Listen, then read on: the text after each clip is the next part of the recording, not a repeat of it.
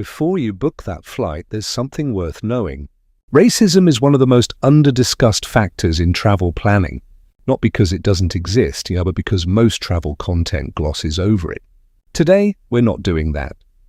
This list is built on data from the World Values Survey, US News Best Countries Report, the UN Committee on the Elimination of Racial Discrimination, and Amnesty International.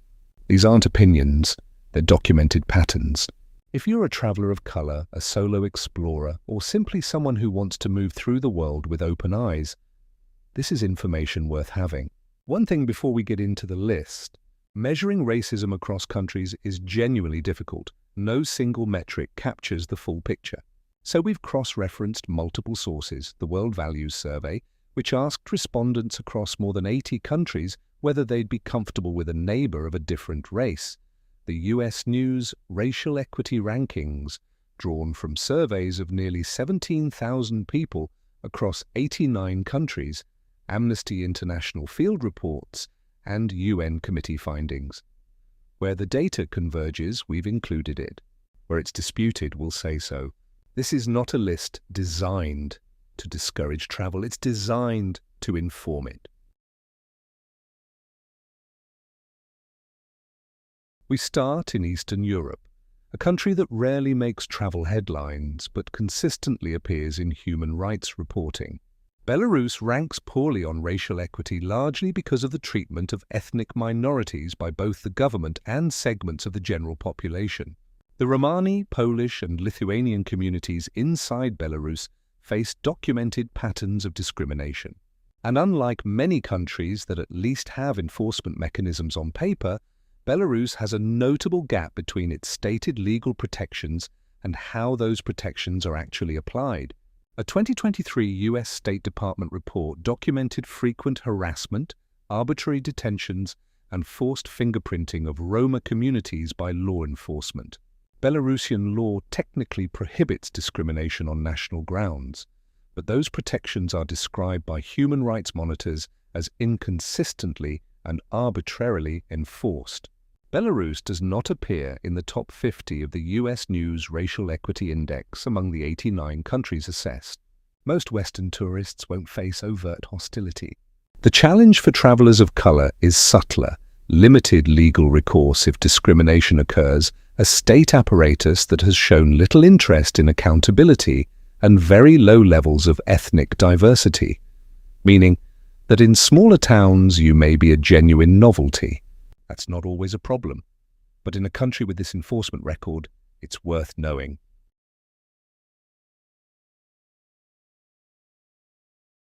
From Eastern Europe, we move to the Gulf, where the dynamics of race and nationality are deeply embedded in the economic structure. Saudi Arabia operates under what researchers describe as a tiered nationality system. Your passport determines your salary bracket, your legal protections, and to a significant degree, how you're treated on the street and in the workplace. This isn't informal bias. It's structurally embedded. Workers from South Asia and Sub-Saharan Africa occupy the lowest rungs of this hierarchy, while Western passport holders occupy the top.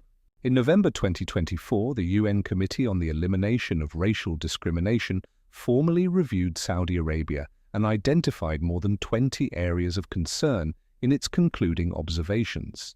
Amnesty International has separately documented how Saudi migration policies create conditions for labor exploitation of racialized migrant workers, specifically flagging Saudi Arabia by name. Research published through Harvard University described the labor system as one that generates a culture of racism that permeates the fabric of modern Middle Eastern economies. And according to the Gulf Labor Markets and Migration Program, foreign nationals make up approximately 42% of Saudi Arabia's total population, meaning this is not a marginal issue, but one affecting millions of people daily. For short-term tourists, especially those with Western passports, the experience is often smooth. Saudi Arabia has invested heavily in its tourism image in recent years, but the structural racism documented here operates mostly against migrant workers and residents, not necessarily against visiting foreigners. If you're traveling as a tourist, your experience will likely differ from someone arriving for work. That distinction matters.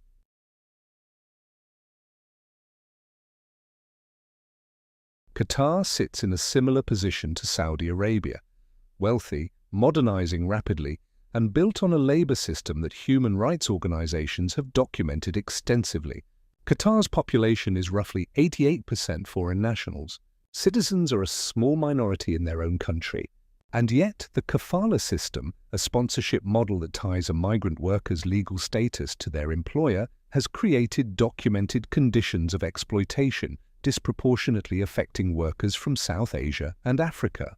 Salary structures, as researchers at Princeton's Gulf Studies program have noted, are often calibrated by passport nationality rather than skill level. Amnesty International explicitly names Qatar in its documentation of countries where migration policies contribute to labor exploitation of racialized workers.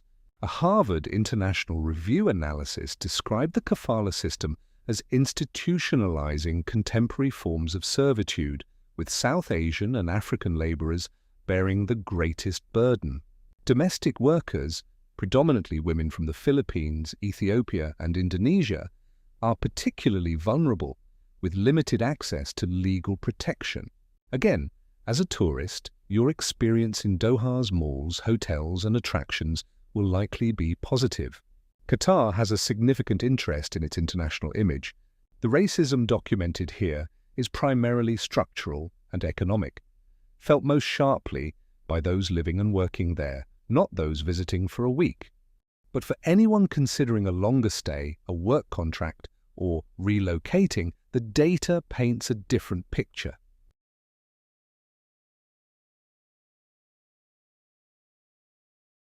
Egypt ranks 5th in the combined Washington Post and Business Tech survey data on racial intolerance, meaning a measurable percentage of the population expresses discomfort living near people of a different race. The country is also over 90% ethnically Egyptian, which researchers link directly to lower exposure to diversity and, in some studies, higher intolerance scores. Across 2 independent studies combining responses from approximately 85,000 people across 61 countries, Egypt placed in the top 5 for racial intolerance. Specifically, 39.7% of Egyptian respondents in one survey reported either witnessing or personally experiencing racism. Sub-Saharan African visitors and residents in Egypt have reported specific and documented incidents of discrimination in housing, employment access, and public spaces. Egyptians of Nubian descent, a historically distinct ethnic group in the south of the country, have long documented discrimination within Egypt's own borders. Egypt's tourism industry is enormous, and many visitors, regardless of race, move through the country without incident. The friction is more commonly reported by those attempting to live, work, or study there long-term, or by African nationals from sub-Saharan countries. Tourists visiting Cairo, Luxor, or the Red Sea resorts may have an entirely different experience from the data suggest, but it's worth knowing what the data says before you decide how long you stay.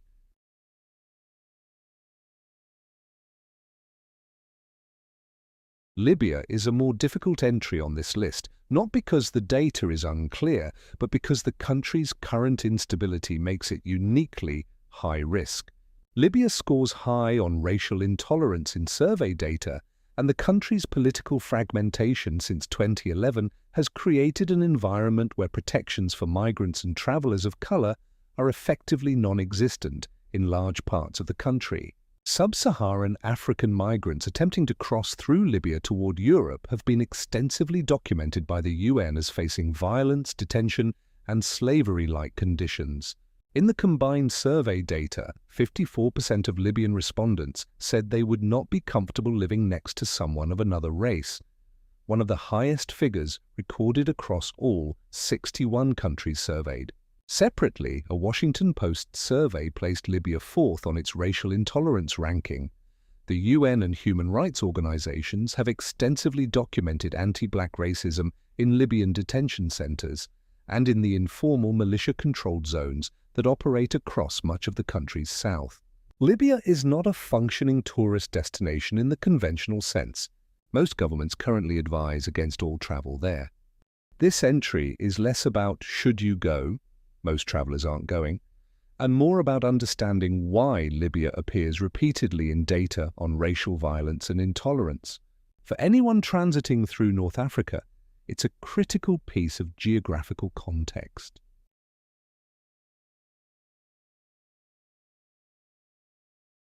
Back to the Gulf for an entry that combines survey data with structural inequality in a compact, wealthy island state. Bahrain has one of the highest racial intolerance scores in the combined survey data set, despite, or perhaps because of, being a small, densely populated country where nearly 50% of residents are foreign nationals. Indians make up the largest share of immigrant workers.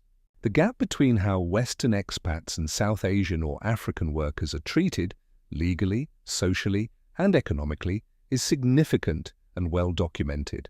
Bahrain scored 31.1% on the Washington Post Racial Discomfort Survey and 85.7% in the Business Tech Survey, placing it third in the combined ranking of most racially intolerant countries across 61 nations.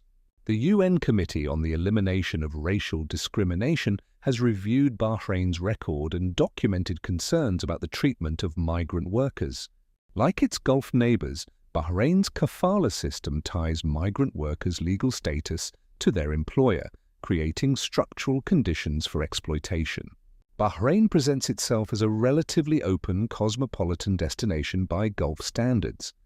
It has a well-developed financial sector and active expat social scene, particularly for Westerners.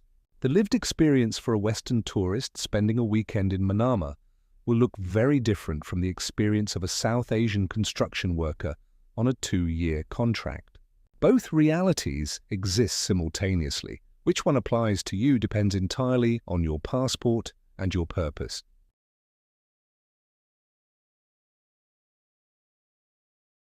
Japan is a country many travelers, especially Western ones, assume is welcoming. The reality is more layered. Japan has one of the most ethnically homogeneous populations of any developed nation. For decades, immigration was actively restricted as a matter of national policy. That homogeneity, combined with a culture that places high value on social conformity, has produced documented patterns of discrimination against visible minorities, particularly black travelers, people of South Asian descent, and long-term foreign residents. A 2022 survey found that nearly 63% of foreigners in Japan reported being racially profiled and stopped by police on multiple times. This figure comes from a study of foreign residents, not a theoretical exercise. Japan does not have a comprehensive anti-discrimination law covering race and ethnicity. Foreign nationals, even those who have lived in Japan for decades, cannot obtain citizenship through residence alone and face documented barriers in housing and employment. The Diplomat reported in 2024 that Indian residents of Japan consistently describe a dual experience: warmth and hospitality from individuals alongside systemic exclusion at the institutional level. Japan is genuinely safe for short-term tourists by almost any crime metric. You are unlikely to experience overt hostility, but the racial profiling data is specific and sourced. Nearly 2/3 of foreign residents report it. And for anyone considering a longer stay, Japan's lack of anti-discrimination legislation means there is no formal recourse if discrimination occurs in housing, employment, or daily services. That's a significant gap for a developed high-income country.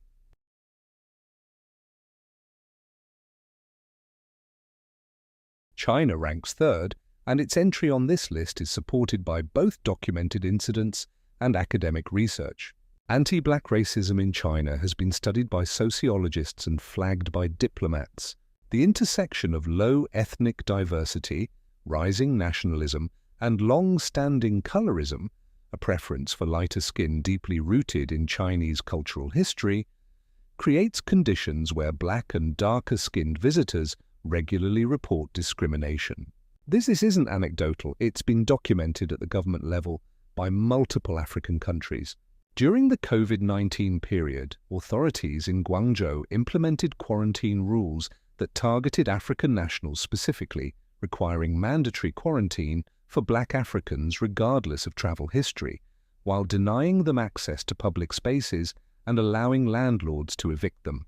These events were so significant that they triggered formal diplomatic protests from multiple African governments to Beijing.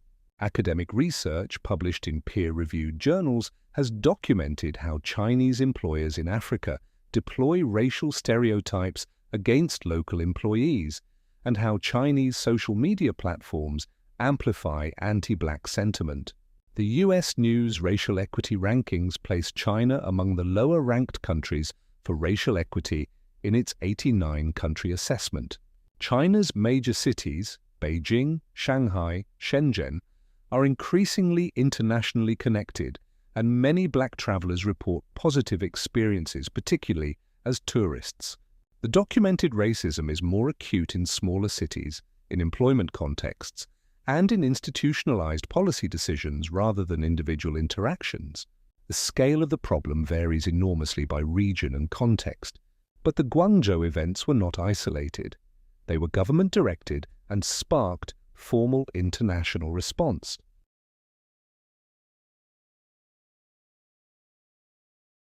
India ranks second and consistently appears at the top of multiple independent datasets on racial intolerance. India is the second most populous country on Earth, with roughly 1.4 billion people, and over 90% of its population is of Indian descent. The country has historically had low immigration and limited exposure to racial diversity. That combination, combined with documented colorism, caste-based discrimination, and specific hostility toward people of African descent, produces some of the highest racial intolerance scores across all countries surveyed.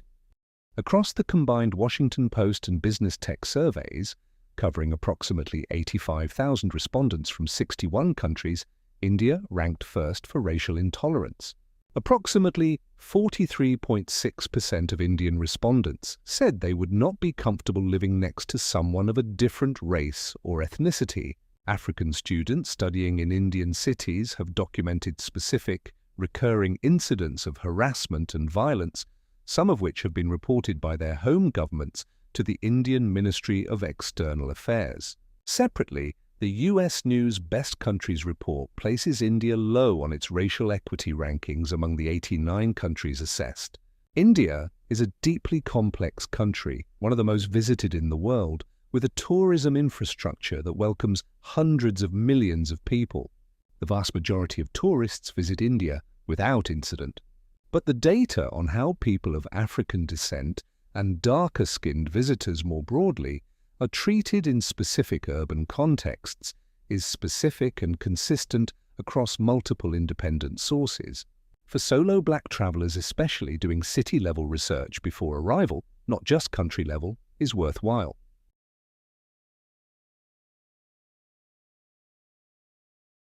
And at the top of this list, a country where racism is embedded not just culturally, but legally. Lebanon ranks second only to India in the combined survey data on racial intolerance, and in some individual studies, it ranks first. What makes Lebanon distinctive is that racial hierarchy isn't just a social attitude here. It is institutionalized. The kafala system in Lebanon, applied specifically to domestic workers from Ethiopia, the Philippines, Sri Lanka, and other countries, strips workers of basic rights, binds them to their employers, and has been described by Human Rights Watch as a system enabling forced labor. Lebanese law explicitly excludes domestic workers from standard labor protections. In the Washington Post survey, Lebanon ranked second for racial intolerance across 61 countries. In the Business Tech survey, it ranked second as well. Both studies drew from a combined 85,000 respondents, making the consistency of Lebanon's placement significant. Amnesty International has documented Lebanon by name in its reporting on countries where migration policies create conditions for the exploitation of racialized workers. The kafala system, which applies to approximately 250,000 domestic workers, the majority of whom are black women, has no formal legal path to redress in Lebanese courts for most workers. Lebanon is a country of extraordinary cultural richness. Beirut's food scene, music, architecture, and intellectual history are genuinely distinctive. And for tourists, especially Western tourists, the day-to-day experience is often warm and hospitable. The racism documented here operates most acutely against specific groups: domestic workers, African migrants, and people of darker skin tones navigating Lebanese social hierarchies. As a short-term visitor, your experience will depend heavily on where you're from, how you present, and where you go. That said, it would be difficult to spend meaningful time in Lebanon without encountering visible evidence of how domestic workers are treated. And that context is worth carrying with you. That's the list. 10 countries, all of them supported by data from the World Values Survey, UN bodies, Amnesty International, or the US News Racial Equity Rankings. None of them chosen arbitrarily. A few things worth keeping in mind as you process this. First, racism exists in every country on Earth, including the United States. The countries on this list are not uniquely evil. They are places where the data is measurable, documented, and consistent across multiple independent sources. Second, your experience as a traveler will depend significantly on your race, your passport, and the nature of your visit. A Western tourist spending 5 days in Tokyo will have a fundamentally different experience from a South Asian worker on a 2-year contract in Qatar. Both experiences are real. This list is trying to make sure you have the full picture, not just the tourist brochure version. Third, this list is about awareness, not avoidance. Some of the most profound travel experiences happen in places that are complicated, but you'll navigate those places better with accurate information than without it. If you found this useful, the description below has links to all the primary sources referenced in this video. Every claim traces back to a named institution. Check them yourself.